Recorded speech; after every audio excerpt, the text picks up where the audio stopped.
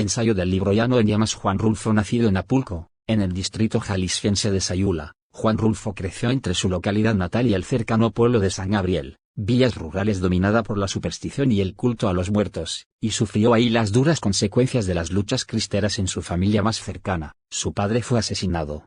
Esos primeros años de su vida habrían de conformar en parte el universo desolado que Juan Rulfo recreó en su breve pero brillante obra. En 1934 se trasladó a Ciudad de México, donde trabajó como agente de inmigración en la Secretaría de la Gobernación. A partir de 1938 empezó a viajar por algunas regiones del país en comisiones de servicio y publicó sus cuentos más relevantes en revistas literarias.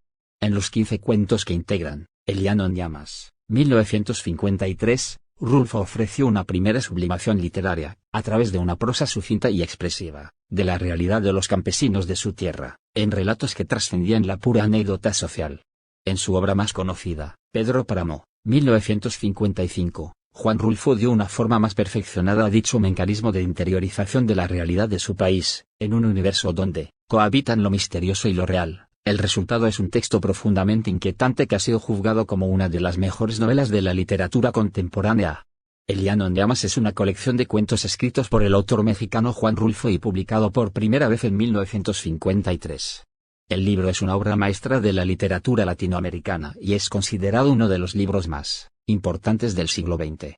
La colección de cuentos se centra en la vida de los campesinos y vaqueros en el árido paisaje del llano mexicano.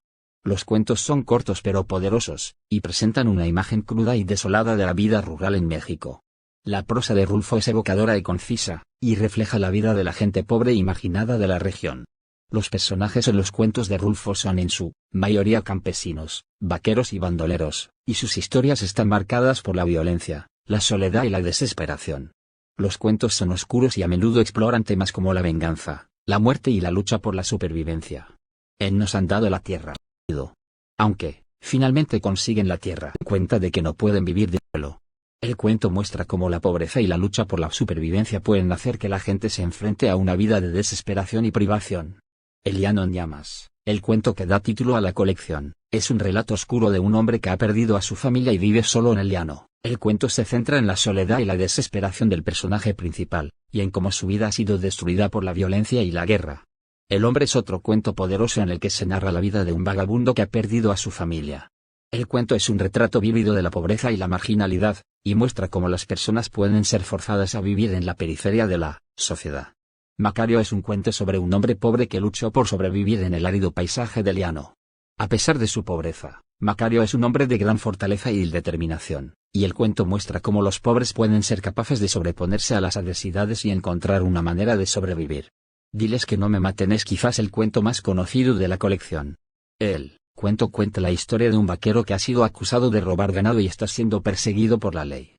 A medida que la historia se desarrolla, se revela que el vaquero es en realidad el hijo del hombre que está persiguiéndolo.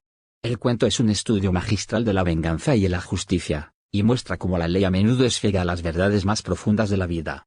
En general, El Llano en llamas es un libro que ofrece una visión profunda y emotiva del mundo rural mexicano, y que se ha convertido en un referente de la literatura latinoamericana contemporánea.